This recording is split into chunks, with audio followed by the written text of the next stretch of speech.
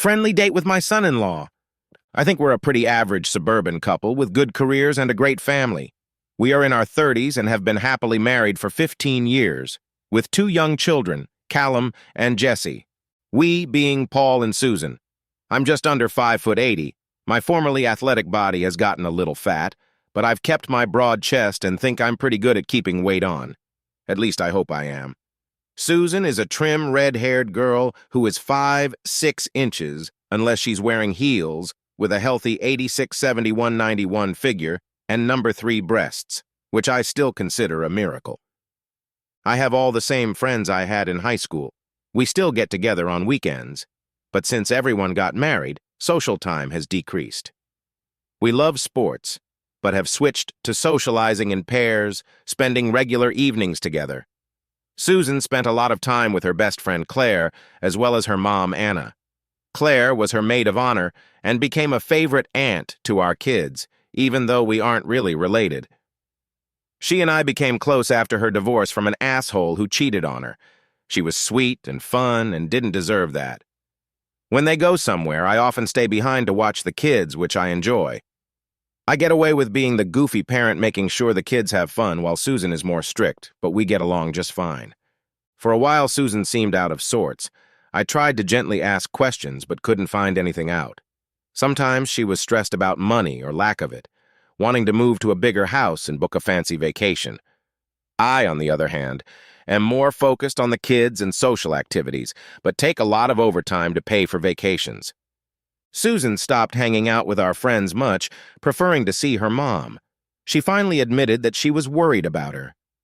Her adoptive father died 18 months ago, leaving Mom a widow, and despite our best efforts to support her, she seemed unable to move on with her life.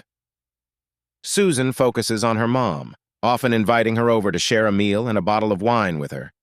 Anna seems to enjoy socializing with us, but resists any other social activity. Over time, I've wondered if Susan is trying to set up a way for me to spend time with her mom. I don't mind. We get along just fine, and I enjoy her company. She is 53, but she looks much younger, and she is often mistaken for Susan's sister. I've told her many times that there's a long line of men just desperate to ask her out, and that at least cheers her up a little. Our meetings began to happen more and more often. Perhaps this is Susan's attempt to get Anna used to hanging out with guys again, and a prelude to more socializing. It was with these thoughts in mind that I experienced one of the strangest conversations of my life while sitting on the couch watching TV. Paul, I'm really worried about my mom. It's been really hard on her since George died. She has lost the love of her life and just doesn't know how to move on. We're trying to help her. You're very supportive, but I don't know what else we can do. You're great with her. I've already talked about her saying you remind her of George when she was younger. After my useless father ran off with his girlfriend, it took George forever to convince my mom to give him a chance. He was so patient and understanding. So she just needed time to find someone else like George. Susan was silent for what seemed like an eternity, and I wondered if she'd dozed off. I think you should ask her out. Shocked by the unexpected comment, I laughed, thinking it was a joke. But Susan didn't support it. You don't really mean it, are you? Yes, I know it sounds weird, but she needs to overcome this obstacle, and we are the only ones who can help her. More specifically you, since you are a man. Thank you for noticing, but I'm also her son-in-law, and that's not really appropriate. Why don't you try matchmaking with someone her own age? She absolutely refuses to even talk to another man. You're the only one she trusts. Okay, then some sort of friendly date to get her used to dating again. I think I can do that. Yeah, a date. Mostly. But if it goes a little further, I wouldn't mind. What do you mean? She needs to feel wanted.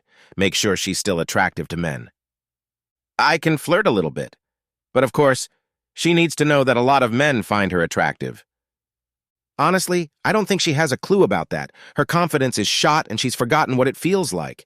She thinks all guys are trying to take advantage of her. She needs to realize that she can be with another man. Damn, it sounds like you're asking me to sleep with her. Susan shrugged her shoulders. You can't be serious. She's your mom. Don't tell me you're not attracted to her. I've seen the way you two look and you get along so well. All I'm saying is that I won't mind whatever happens.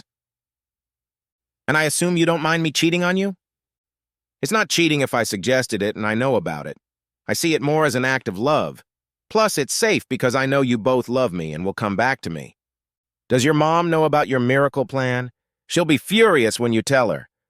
We've talked about it, and we've talked about it many times. I think she's already leaning towards it. This is just crazy, Susan. I know it sounds weird, but just think about it.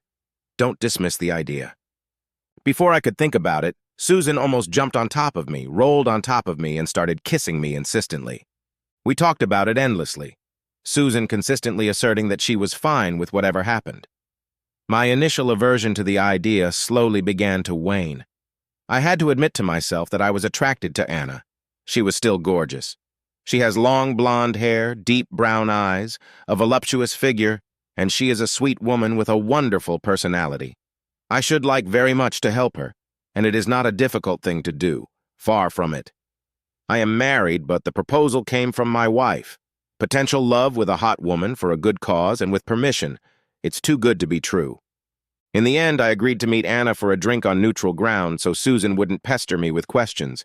We exchanged pleasantries and had a drink before I worked up the courage to mention the elephant in the room. Anna, Susan mentioned that she wouldn't mind if we wanted to spend more time together. What do you think about that?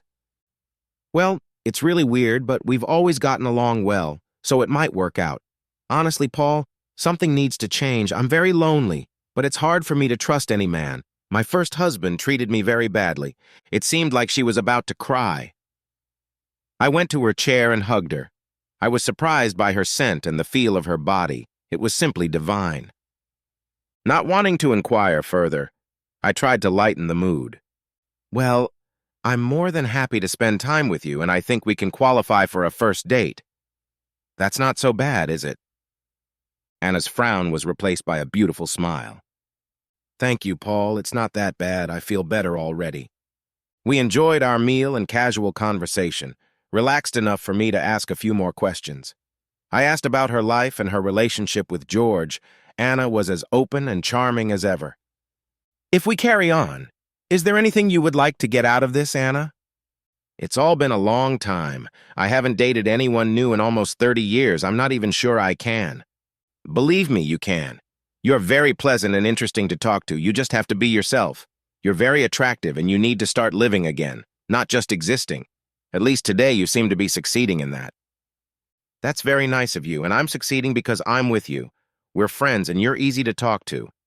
Well, we can go out again if you want to and see if that helps build your confidence. It won't be hard. You're a beautiful woman, Anna, and you'll have to start fending off potential suitors in no time. We enjoyed a few meals together, while being casual and having a lot of fun. I drove Anna home and turned off the engine. Before I could say goodnight to her, Anna leaned over and gave me a quick kiss on the lips. I was stunned. As awkward as it was, the resulting sensation was like a lightning strike. I'm sorry, Paul. I've wanted to do this for a long time. I couldn't resist any longer. Don't apologize. I leaned in again and kissed her properly. The kiss was long and passionate. Finally, we pulled away from each other. Wow, what a kiss. Are you sure we should continue, Anna? She nodded. Yes, it feels so nice. And do you want this to develop further? You mean love, Paul? I swallowed, trying to maintain eye contact. I guess so. I'd like us to have intimacy. I've discussed it with Susan and she's been very supportive. It's her idea. How would you like it, Paul, if you slept with me? I can't deny it, Anna, but I'm not sure it's the right thing to do. I think it's right. I may not trust many men, Paul, but I'm a sexual person and I'm very attracted to you. I'm sure we'll have a great time. Anna smiled. Look all you want, Paul. Everything I have is yours if that's what you want. I was speechless. I was very horny and trying my best to resist the temptation. I was distracted when Anna took my hand. What about you, Paul? I understand this is a one-off. So what would you like out of this? Is there anything I can offer? Maybe some fantasy that Susan hasn't realized? The image arose in my head before I could stop it, and I muttered, No, nothing like that. Anna smiled, in a very disarming way. I can see now that you're lying, but I promise I won't say a word. Please share your fantasy with me. I can't tell you there is one thing, but it's very awkward to mention. You might find it disrespectful to George. It's not the Merry Widow, is it? My eyes widened in horror. Oh my God, that's her? Tell me more about it. Okay, I'll admit, that's what came to my mind. You saw Monica Bellucci in the James Bond movie Spectre. I think you look like her. I'm sorry, it's just a silly fantasy. I wish I looked like her, but thanks for the comparison. So you like all those black stockings, bodice, and high heels? I'm sorry I said something so stupid. No need to apologize. I'll let you in on a secret. George loved buying me lingerie, and I loved dressing up for him. I have a lot of it as well as a variety of uniforms. I'd love to fulfill your fantasy. It went through my head. Wow, that would be... Wow! Well, if we're doing this, we should do it properly. I already have everything I need, and after all, you'll take care of the widow's needs. If I wear this, I want you in an elegant suit and dinner at a fancy restaurant on, say, Friday? I was still in a daze when we parted after another lingering kiss. I sat in the car trying to make sense of the conversation, mostly reminding myself that Anna was more than willing to make love, and then trying to anticipate Susan's reaction. When I got home and summarized our conversation, I expected Susan to be angry, although I had overlooked the whole widow fantasy aspect.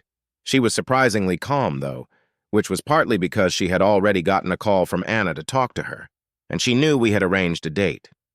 Susan was totally fine with it, and I'd lost count of the number of times I'd offered to cancel, but she was adamant that it was exactly what her mom needed. She helped prepare my suit and ironed my shirt for me.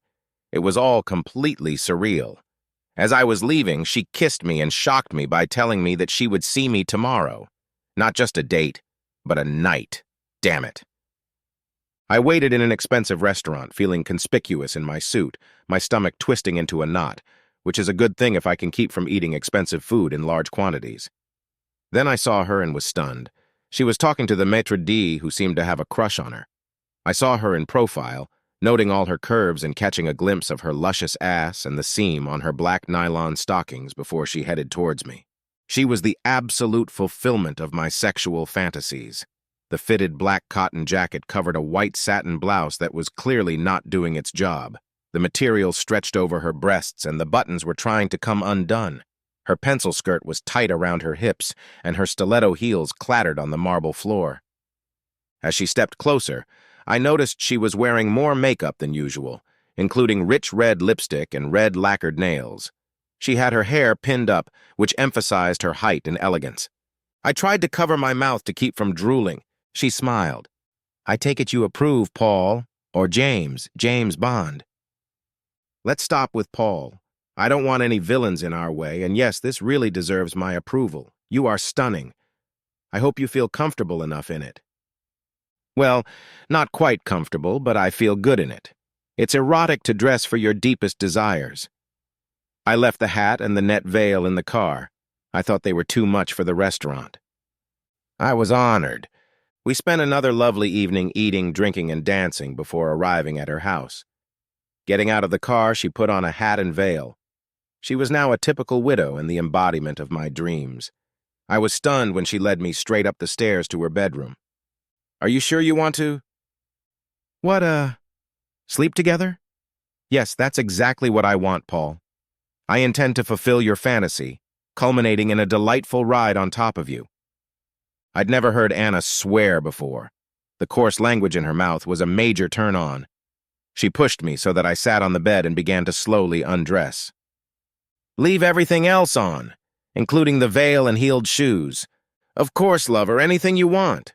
Anna nimbly lowered herself between my legs. If she does, I'll be the one responsible. It was mostly her idea anyway. I would never have dared suggest such a thing, and she wanted it to happen. I think she sees it as a way to save me, and honestly, she's probably right. There's no way I can get out of this rut. Well, I guess we better make the most of it. Can you really do it again? Of course, I've been rock solid since you walked into the restaurant. Well, I'm ready if you are. We can do it all night, and I really like you. I'm all yours. However you want me. God, I didn't realize how badly I needed this. Tonight I'm going to drink you dry. We did it again later and the next morning. She was a sexy dynamo. I had never encountered a woman who was so loud, demanding and encouraging at the same time. I felt I was completely under her spell. I headed home with trepidation, not knowing what reaction to expect, and almost tiptoed back to our house. Susan was in the kitchen. Mom called and said you were on your way back. Oh, did she say anything else? Just that you were perfect in every way. You're hungry. Would you like some breakfast? Sure, that would be great, so everything's okay. Susan was surprisingly calm and businesslike. You and I are fine. It wasn't cheating. We still love each other, and Mom seems to be feeling better already. Our lives seemed to go on as normal. We talked about my time with Anna as if we were going to the store. Susan was delighted at the change in her mother's mood and said it was like she was alive again. Fortunately, she never asked me for details. Susan was back to her old self, and I didn't bother to look for reasons, but was just glad things were better. Unfortunately, it didn't last long. Eventually, Susan became quiet and distracted again. I wondered if she regretted letting me spend time with her mom. I tried to apologize and tell her it wouldn't happen again, but she insisted that she didn't regret anything.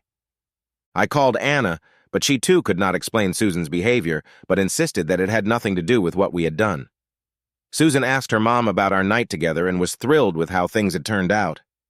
The feeling of estrangement continued for weeks, and I tried everything I could think of to get back to Susan. Susan. How it all worked out is the question that keeps rolling around in my head. When the kids got a little older and stopped needing me all the time, I started dating my best friend Claire. We met my two nieces, Kate and Juliet. The meetings happen every few weeks when our schedules coincide, and I have a great time as the girls are young and full of energy. We get along well with Claire, who was always fun and could easily chat with anyone. Both are pretty girls and attract a lot of attention, but what surprised me was that some of that attention is directed at Claire and me. Girls and Claire, who got divorced 3 years ago, are a favorite topic for jokes, and I feel a little left out. I found I enjoyed the conversations and jokes. The banter was fun, especially when the younger guys extolled the virtues of experienced women. But it meant nothing. There is no way I would cheat on Paul. It is just entertainment and an escape from my life as a wife and mom. One night we got into a mess. A few guys we didn't know started getting a little too loose. I was worried about the girls while I myself was struggling with a guy who kept trying to kiss me. I was pushing him away and was already thinking about pouring my drink on him when suddenly he disappeared. It wasn't until a few seconds later that I realized someone had pulled him out of his chair and thrown him to the floor. The guy staggered to his feet, and his 3 friends joined him, standing in front of my savior. I suddenly recognized him as Edward Rochester, a wealthy client from work. Without the business suit, he looked different. A large man with confidence. I think that's what scared the guys off, and without a hit. I insisted he join us and thanked him repeatedly, as did the girls. We spent the entire evening with him without breaking off conversation. His life seemed exciting. He had lived in several different countries and was successful. Even though we all wanted to know more about him, he spent most of the time asking about our lives and encouraging the girls to follow their aspirations. He was very, well, inspiring. They both seemed a little crazy about him, and I couldn't blame them. He's gorgeous and was our hero. The next day I saw him at work, which was unusual because normally he showed up once every 2 weeks. He was absolutely adorable, and I was in his debt, but he insisted that I stop thanking him. I told him about how the girls were now full of ideas about traveling and taking a gap year after university. As I was talking to him, I got a strange feeling of trepidation in my stomach. I caught myself checking my makeup and hoping to bump into him. The next time we met, he offered to be my date on our next evening walk, to keep me out of trouble. I laughed, turning it into a joke, but clarified the next time we went out. My stomach clenched again when I saw him at the bar. We got to talking and he seemed interested in me. I was insanely flattered. At first, my nieces encouraged me, telling me that it was okay to have a little fun, and that he clearly had a thing for me. And it really was so much fun. Like being young again, when everything seems possible, and you want to go with the flow. We met again the next evening, and the girls seemed a little concerned, saying they loved Uncle Paul and shouldn't do anything stupid. I didn't know what they meant after all, for it was nothing serious. Claire noticed me kissing him goodnight, and I got a lecture from her about how I was a bloody idiot for not thinking about Paul and that I'd better keep it up. After that, she refused to walk with us if Edward was around. I tried to ignore it, but I kept thinking about Edward. He's in great shape, especially when I compare him to Paul, who's a little more relaxed. Just then I got the idea for Paul to help my mom. I knew she was depressed and was trying to keep her trips to the doctors a secret from me. She needed to start living again, and the only person who seemed to be able to cheer her up and make her smile was Paul. We saw Edward often, but I rejected his further advances. When our cab didn't show up and Edward offered us a ride home, things went south. He dropped the girls off. They looked a little concerned as they waved at us, and Edward drove me home. He pulled into a quiet street not far from my house to drop me off. But it wasn't long before we started making out. It was exciting, but I was racked with guilt. I pulled over and forced myself to get out of the car, apologizing. I was a mess from all my conflicting emotions, and it took a lot of effort not to cry when I saw Paul. I refused Edward's offers to take me out, but I could feel my resolve starting to weaken. I started to convince myself that there was nothing wrong with having a quiet drink with him. And then he surprised me by inviting me to a concert of my favorite singer with backstage passes and a private audience. I had been trying for weeks to get regular tickets and had been crushingly defeated by the system for selling them. And this was something I had always wanted. This invitation coincided with my decision to ask Paul to look after my mom. I did it for her mostly, but I have to admit, somewhere deep down in the back of my mind, there might have been an idea of insurance lurking. The conversation didn't go as I'd planned. Paul was so damn calm. "Who is he? And why do you want to know, Susan?" I tried not to go into the details of my expectations. "I love you very much, Paul. This is just a one-time opportunity, mostly because of the concert on Friday and maybe a chance to share something special. Who he is doesn't matter. You don't know him." I could hardly tell him the truth. He's a rich, handsome, and utterly charming client from work, and someone who made me feel like a giddy teenager in his awesome presence. Paul brought me back to that moment. "Don't try to pretend this is just a gig. If you want to go with another man, I'm not going to stop you physically. No threats of divorce or anger." I was almost disappointed. He should fight harder for me, but then I assured him there was no risk of losing me. Paul looked rather saddened. "You had fun with my mom. Remember what we agreed on? It's not cheating if you know about it, and I'll come back to be all yours. Just like you." "You practically begged me to do this, and we both had a choice, and here you are giving me no choice." For the next few days, we hardly spoke to each other. Paul seemed busy, but he didn't move out or make any demands, which was a good sign. Carefully walking down the stairs, I could feel Paul's eyes on me. The bloody slit on my new dress opened up to my thigh as I descended, trying to hide the top of my stockings. As I balanced on my heels, he looked me over from head to toe with disdain. "You certainly make an effort for him, but it's a shame you don't make the same effort for us. Are you really sure you want to do that?" I nodded. "You've had your fun, and I think I'm entitled to the same." Paul just walked away without another word. I took his passivity as consent and decided not to ask how he was feeling. Better not to touch that bear. I left, assuring him I'd be back by midnight. The concert was amazing, as was the dinner at the Michelin restaurant that preceded it. The lovemaking after the concert had been good, maybe not what I expected, but the element of intimacy was exciting. He knew what he was doing, but it felt practical and devoid of emotion. There was no intensity. He asked me to stay the night, but I declined, satisfied that I had kept my promise to Paul. It would have been easy to stay longer, and round 2 would have been better. I got home on time, just in time, but the house was empty. Only a short time later, I saw Paul's note on the fridge. "I'll be back tomorrow." I called his cell phone and got an unavailable message. I figured he'd gone out drinking and stayed at his buddy's house to drown his sorrows, and figured that was okay. At least it would give him time to calm down, because after all, I'd brought it all down on him without warning. I went to bed, but I couldn't sleep. Usually, if I was restless, I snuggled up against Paul's back in a spooning position and fell asleep quickly. At 5 in the morning, I gave in and got up. By 10, I had cleaned almost the whole house just to keep myself busy. My mind was a mess, trying to think of what to say to Paul. Finally, he came home at 11 in the morning and he didn't look hungover. I'm sorry. And I don't want to hear it, Susan. I'm moving into the guest room. I love you more than anything in the world.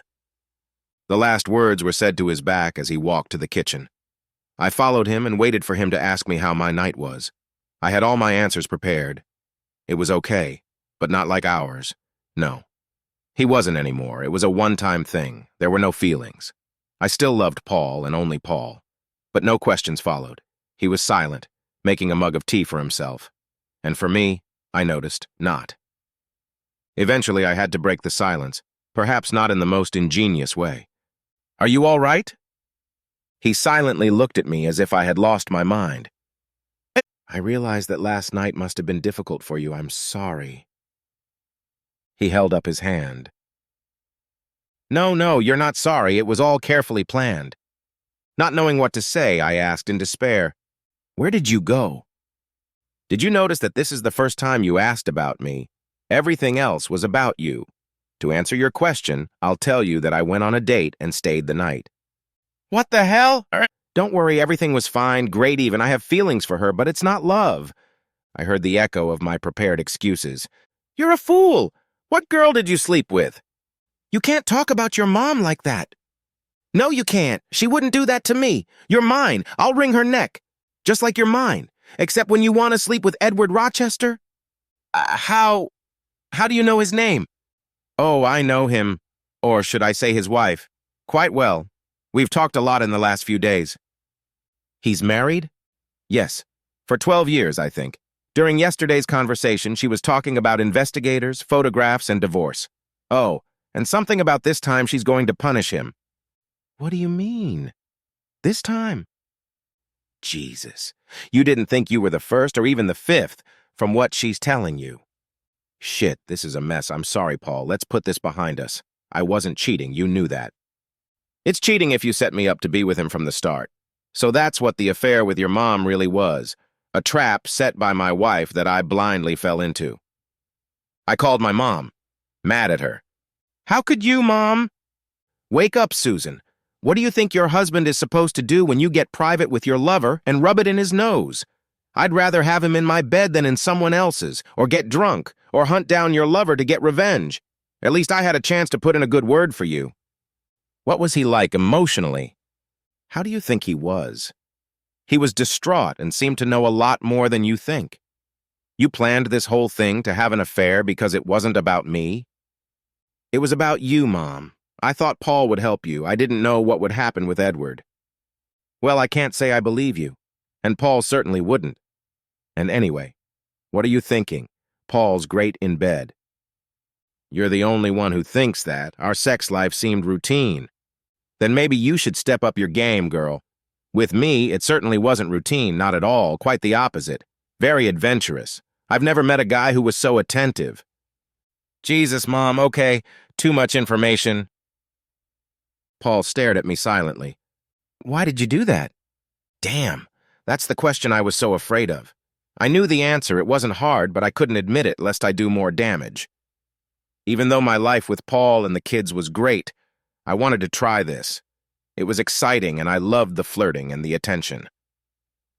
I don't know, it must have become habitual. I was flattered, and his company seemed to excite me. I never meant to hurt you. I admit I was attracted to Edward, but I didn't want to cheat. I thought that you spending time with my mom was a reasonable exchange, and we could both experience something new. And what's so attractive about him? He's charming and handsome, and he's got confidence. He was different from you, but I never saw it as a choice or that he was better. And I never stopped loving you. We hit it off. He's younger and successful. He's a nice guy you'd like to... Throwing his head up, Paul made me stop. Thankfully, I didn't finish that idiotic statement. Yes, a good guy. Cheater and uses married women. So the main thing was younger, and the love was better. It was something new, but it was missing our connection. So I'm not enough for you. No, it was never like that. You're my husband, the father of my children and the love of my life. I think you've gotten a little bloated and a little chubby. You said yourself you're overweight and need to get in shape. But I still love you. Oh, so now it's my fault. I didn't realize that our marriage depended on how thin I was. Maybe I should find someone else who at least likes me. Come on, Paul. You sit at home watching sports and drinking beer. Your alternative is my mom, and that I had to arrange for you. I realized from the look on his face that I had said something truly horrible. You fool, I'm tired, because I'm exhausted from working and making money for the house and vacations you've been dreaming of, which a lover doesn't have to think about. So it's not just the affair, but the fact that you think I'm fat and lazy and don't find me attractive anymore. And if I told you that, how would you feel? Yeah, I would feel terrible. I didn't mean to. I'm sorry. I burst into tears, running out of the room. Lying in bed, I replayed the events of the previous evening in my head, regretting the way the conversation had gone. I'd been cornered, trying to justify my actions and only making things worse. The realization that I had blamed him was truly devastating, and I was ashamed of myself. Worst of all, none of it was true. Paul was a strong and attractive man. He had put on a few extra pounds, but he wasn't fat. I always wanted to take care of him, appreciated how hard he worked. When did I forget that? You'd think that admitting to an affair, however brief, is the worst thing you can do to a man, but trying to make him also feel guilty when he isn't is unfortunate. Then I hinted that he wouldn't be able to attract other women. To cover my guilt, I caused him unnecessary pain. What's to say about the little things? I must have lost my mind. I couldn't believe what I had said to him. Why did I even do it? Maybe deep down I wanted to risk hooking up with Edward. I was frustrated with all the things we couldn't do, and the lack of money. A driven and successful man like Edward was very attractive, but I didn't want to risk it all, and I didn't want to cheat. I thought that since Paul was spending time with my mom, he had no right to complain. It would give me a chance to probe. Edward wasn't what I'd hoped for, but he was a handsome and rich man. Now the exchange seemed like a ridiculous idea. I was afraid Paul would never forgive me. It was imperative that I start making things right immediately, so I went in search of him. I went downstairs and cornered him in the kitchen. It doesn't mean anything. Maybe not to you, but it means a lot to me. He made me feel special and valuable compared to my monotonous life as a housewife and mother. What about my monotonous and boring life of going to work every day, working overtime to stay afloat, and being so exhausted that all I can do is eat and stay awake on the couch? I hadn't thought of that. Obviously, I need to rethink things too. I've been so desperate not to fail and let you down that I've forgotten about myself.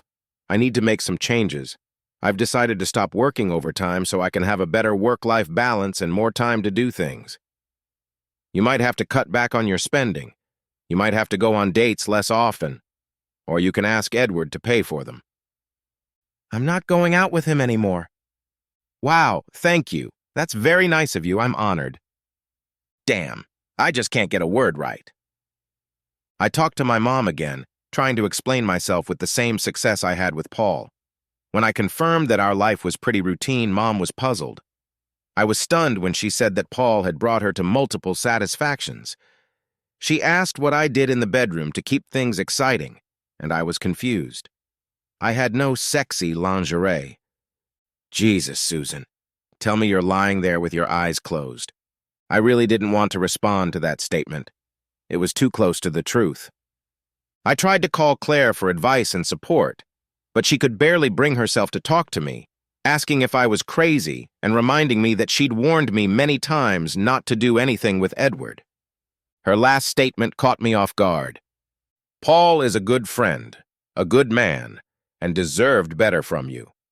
Paul began to spend more and more time away from the house, and I found out that he wasn't drowning his sorrows in alcohol, but was actually going to the gym every night.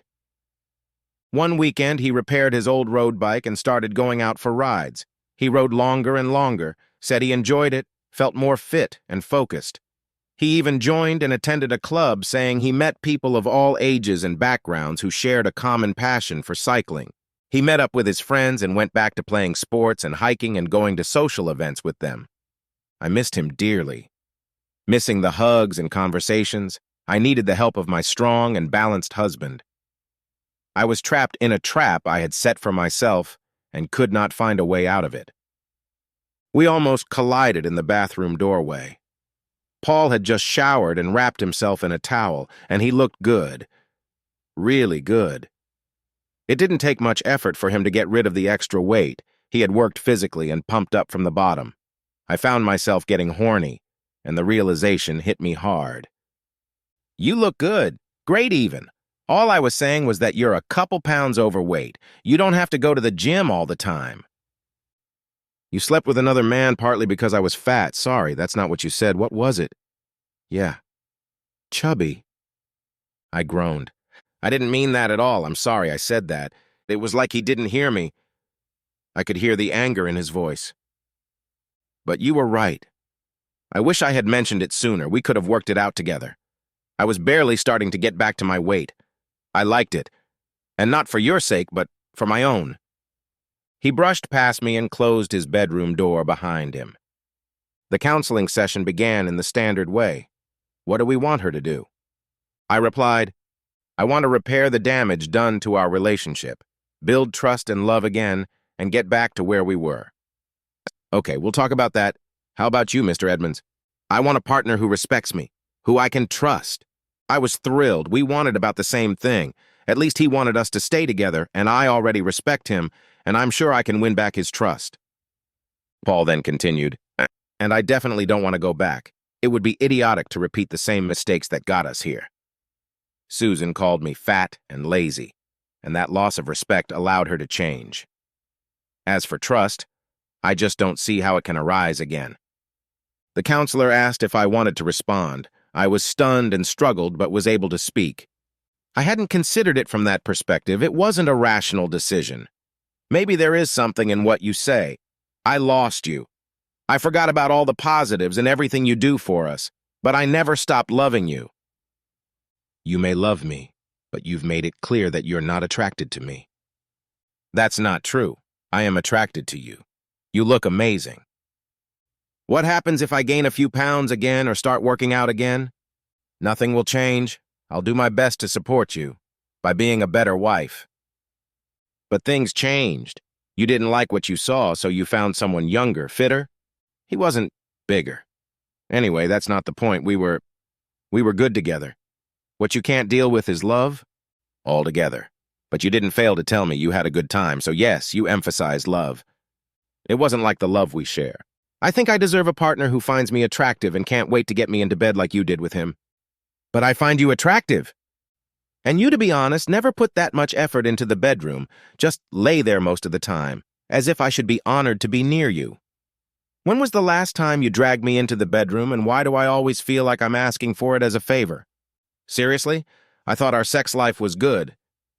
Yeah, my experience with Anna made me realize there was a lack of passion. Maybe that's exactly what you were looking for. Maybe you were different with him. But I wasn't different. It was the same as it was with you. The counselor made us take a break to calm down. I was still trying to make sense of what Paul had just said, and I remembered my mom's words about reinforcing your role. I needed to keep talking. There was no point in beating around the bush. Paul, I repeat, I'm sorry. I will never do anything like that again. It was selfish and stupid. Yes, but I'm sure you want to keep those memories, your secret, or you'll share pleasant memories and jokes with your girlfriends. I won't do that. I just want to forget about it. We can't keep hurting each other. I want us to be together again. Paul seemed to pause, clearly deciding something. I don't want to hurt you, but I need to do what's right for me, not just for you. In a way, you're right. I don't like the way I am, and I need to figure it out for me. How can you think that? You're the best man I know, so strong and caring. I didn't mean anything by it. I was just looking for an excuse. It's my fault you feel this way. Let me help fix it. Maybe you could before, but I don't think you can now. You're making it harder, not easier. I need to respect myself first and foremost. I drew strength when you were with me. Maybe I got too dependent. Please don't say that. I'm still here and would do anything for you. I never thought it would come to this. Things didn't improve in the following sessions. He just couldn't accept what I had done. It was bad enough already, but on top of that, he couldn't forget some of the things I had said for self-justification. I'm drawn to him and I respect him, but he just won't accept it. I still don't understand why. I could blame motherhood, boredom, and overlooking important aspects. But I think an opportunity just came along, and I didn't have the strength to resist it. Sounds like a pathetic reason to end a marriage. You know I can't forgive you. It's over between us, and I want a divorce. The reality of my situation has come to my attention, and I am losing the battle. I understand. I'm really sorry. I still love you and would do anything to stay with you. But I realize it's not possible right now. Paul looked at me hesitantly, no doubt wondering if I was bluffing or really going to leave him. I think you've won. You've had an affair with a rich guy, and now you can run away to him. I, on the other hand, will be living in a shoebox, barely paying my rent, and seeing my kids once a fucking month. And you'll probably poison that too. What have I done to you to deserve this? I would never do that to you, Paul. I still love you. I'll agree to anything you want about the money. You're a great dad. They need you more than ever, and you can see them whenever you want. I know this is all my fault. I think those answers caught him off guard. He looked confused and only nodded in tentative agreement. I've decided to go along with everything Paul wants, including starting the divorce. I'll fight back, but not too hard, and I'm determined to remain friends with him. Eventually, the anger will subside, and I didn't want to burn bridges behind me. If I just get through the breakup perfectly, I might be able to get him back. Paul is a very nice guy and was totally reasonable during our first breakup. I stayed in the house with the kids and child support for them. Paul had alternating weekend access, but I encouraged him to spend as much time with the kids as he wanted. He really appreciated it. I will survive. I am determined to stay strong, even if it leads to divorce. I am an independent and attractive woman. I kept in touch with Edward. He was really going for his divorce and trying to limit the damage, and wanted us to be together. At first, I had thought of him as a replacement for Paul, but that notion was shattered when I found out he was married and was now a backup at best. My relationship with Edward soured quickly. His arrogance and haughty nature didn't last long. No wonder his wife told me to take him for myself.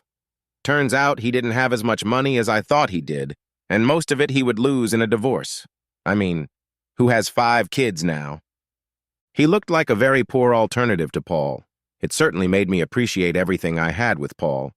I forgot how much I depended on him. He was so calm and emotionally supportive, was so malleable and never complained about much of anything I suggested.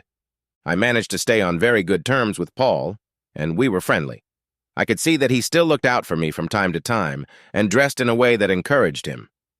At one of the parties with coworkers, I saw Paul with some couples we used to go out with. I kept looking in that direction, but he didn't notice me. He was silent as always, but when he spoke, everyone listened to him and seemed to always laugh. He was the center of the discussion and didn't need to say much. He looked very good, slimmed down and tanned, and like he had gotten some feminine advice on how he should dress. I reflected on how I had managed to focus on the negative moments and minor annoyances when we were together, taking all the good things for granted. I missed so much from him, his support and unconditional love, and he looked so damn handsome sitting across from me. When he walked over to the bar to order more drinks, I worked up the courage to speak to him. "Hi, Paul." I saw the shock on his face, but he recovered quickly. "Hi, Susan, good to see you." "Thanks, you too. It's nice to see you with your friends." "I used to do it all the time, it's just that you stopped hanging out with us. You should come over and say hi to the guys." I hesitated, not knowing what reaction I would get. Paul was always popular, and I let him down. "I can't do that. I'm ashamed I cheated on you." "You'll be fine. No one will take sides. I'm sure they'll be happy to see you." With a few words, he made me realize what I had lost, and I wanted my husband back at all costs. Thankfully, we only separated and not divorced. I still have a chance, and he was very nice to me. He must still have feelings for me. "Do you have to be so perfect, Paul? Can't you leave me something to hold on to? You're allowed to be mad at me. I deserve it. We have kids, and we need to move on, be good to each other for their sake." "I knew you were a good man, Paul, but I didn't think you were a goddamn saint." "I don't think so. There was your mother." "Yeah, but I practically begged you for that too, and you always did what I wanted. I'm done with Edward. It's time to stop being insured against loss and get my husband back." Oddly enough, Edward didn't seem bothered by it. He said that I was the biggest mistake of his life, and that he'd lost his wife because of me. The arrogant bastard. I tried to spend more time with Paul and the kids. He really was a great dad, so caring and nurturing, kept them laughing all the time and had patience far beyond my own. We socialized more, and I often kissed him on the cheek when he went out with the kids. I didn't date or go out with guys and made sure Paul knew about it. I also made sure he knew that many guys had tried to get me, but none of them were up to the standards I was used to, and that was the plain truth. My plan to get Paul back was well underway, and I knew that the opportunity to have a full family again was very important to him. If I could get him back, I would be the best wife in the world. I even asked my mom to talk to Paul, standing next to her and listening to her and him talk on speakerphone. Mom started by emphasizing that I was an idiot and I know it. I just can't get over Anna. Trust is more than love. She's totally disappointed me. She loves you, Paul. Please come back to her and the kids. She was greedy and stupid, but now she's devastated. And I'm starting to worry about her. She needs you. I nodded in acquiescence. Because of what she said, I'm not even sure if she likes me. Fat and lazy and all that. Mom's gaze drilled into me, emphasizing my mistakes. You know, she didn't mean anything by it, Paul. She was just looking for excuses to come back for the kids, or as a favor to me. I like you, Anna. I really do. And you're the sexiest woman I've ever met. But our time together has shown me that there's something missing between Susan and me. I just don't think she was into me. Maybe that's why she brought you and I together. And that's why she cheated. I almost shouted, "No!" But I managed to hold my tongue. I'm sure that's not true, Paul. If it would help you get back together, we could work out a deal. I did enjoy spending time together with you, Anna, but it wouldn't be right. Maybe if I'd fought harder, Susan and I would still be together. Either way, you should look for someone special to share your life with, trust me. You'll have no shortage of offers. That's very sweet of you. Thank you, Paul. Our time together really did make a huge difference to me. After the conversation was over, my mom pointed out that I was married to a wonderful man and that it would be best for both of us to move on. My ploy to use my mom as a cover turned out to be a disaster, showing Paul what he was missing sexually was infuriating and completely frustrating. I wanted to take the opportunity to pamper him, to seduce him. Despite my campaign to get Paul back, the legal wheels moved inexorably forward. We were supposed to meet at a restaurant to sign the divorce papers, but I had other ideas. I bought a designer dress, lingerie, and heeled shoes, wanting to look my best. I could see him looking at me and my body trembled. Beautiful outfit. Is that to emphasize what I'm losing, or are you just gloating?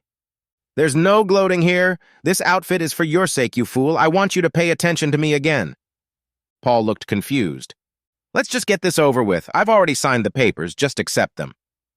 Maybe we should re-sign them.